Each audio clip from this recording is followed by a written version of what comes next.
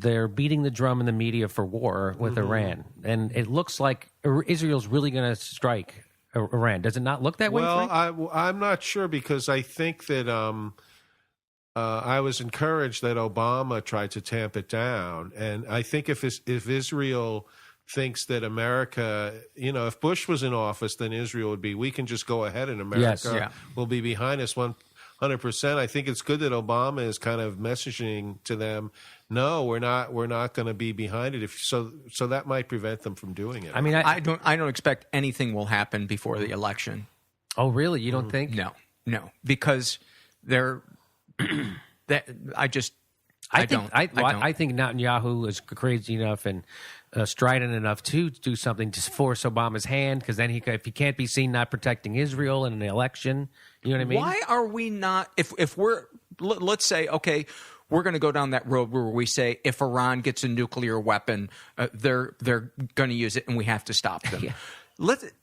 If you apply that logic, why are we not going after Pakistan? They harbored the guy that masterminded 9/11. Yeah, I know. They have it. How come we're not going after North Korea? Because our foreign policy of the last 10 years, it dictates that we should never invade the country we're supposed to invade. Right.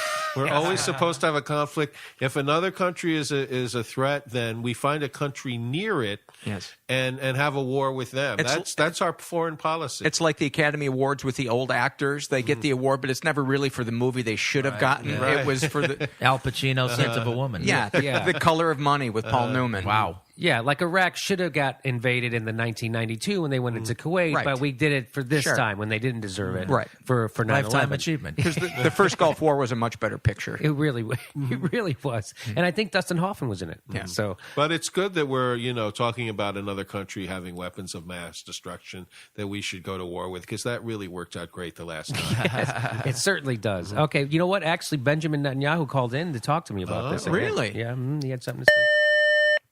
Jimmy, this is Bibi. Bibi Netanyahu.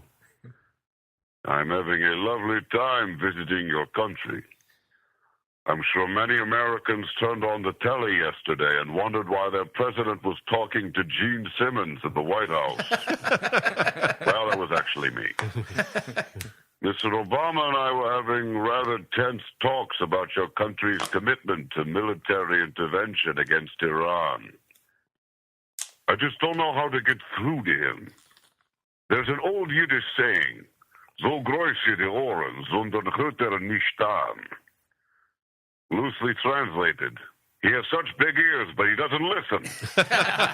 This is one intractable Schwarzer, I can tell you that. I mean, what is the big deal? All that we're asking is that America unleash a crippling missile strike on a nation of 79 million people, thereby radicalizing a massive generation of Muslim youth, prolonging the war on terror for another 4 or 5 decades, and destabilizing an entire region of the world to the extent that massive ground troop commitment would necessitate a draft and cause untold bloodshed and destruction in and around one of the oldest nations on earth. On my worst enemy, I would wish this. But we'll get our way, I have no doubts. AIPAC, the Christian right, etc.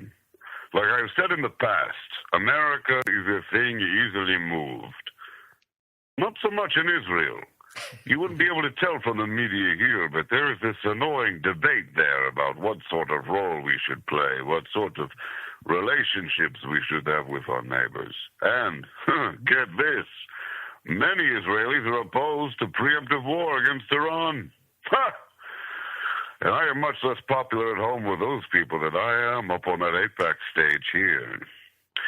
To be honest, I much prefer my dictatorial role in the U.S. government to my democratic role in the Israelis. Because in America, that's where wars are born, baby. If you can convince a Christian fundamentalist he's on God's side, he will burn down a village full of women and children without blinking. I've seen it. You don't find that in many places in the Western world anymore. But to get our way, we always have our greatest weapon, way more powerful than any flimsy Iranian nuke. the word anti-Semite. Everyone cowers before its power. It's so loaded that it can fell even the most eloquent Goliath. The word anti-Semite used to mean someone who hates Jewish people. Now, it simply means a Gentile that questions anything that Israel does. Special thanks to Alan Dershowitz and Simon Wiesenthal for their excellent fieldwork on that one, pioneering the world of etymological warfare. And if you object to this, that makes you an anti-Semantic anti-Semite. You have no place in the discourse.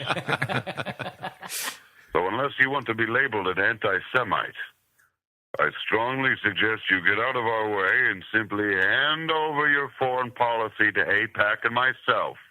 That's right, easy now, and nobody gets hurt. Well, no one you know. You Americans, you think you're so free. Adorable. All right, Jimmy, come visit sometime. We miss you. I miss your Shayna Poonam.